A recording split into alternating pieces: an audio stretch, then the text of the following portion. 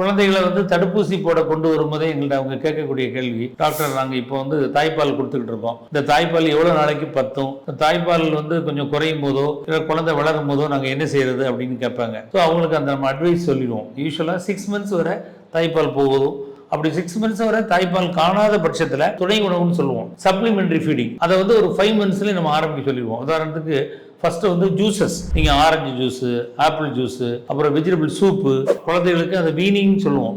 வீனிங்னா கிராஜுவலாக இந்த லிக்விட் ஃபுட்லேருந்து அந்த செமி சாலிட் ஃபுட்டுக்கு மாறுறது. இந்த இட்லியோட நம்ம பருப்பை வந்து தால் பண்ணி ஒரு மேஷ் பண்ணி அதை கொடுக்கலாம். பொட்டேட்டோவை வந்து ரைஸோட மேஷ் பண்ணி கொடுக்கலாம். அப்புறம் பருப்பை வந்து ரைஸோட கொடுக்கலாம். கேரட் வந்து கொடுக்கலாம். Slow and steady introduction of the எல்லா ஃபுட்டுகளுமே நம்ம கொஞ்சம் கொஞ்சமாக கொடுக்க ஆரம்பிக்கலாம். நம்ம முதல்ல ஈஸியாக செமிக்கக்கூடிய பொருட்களை கொடுத்துடலாம்.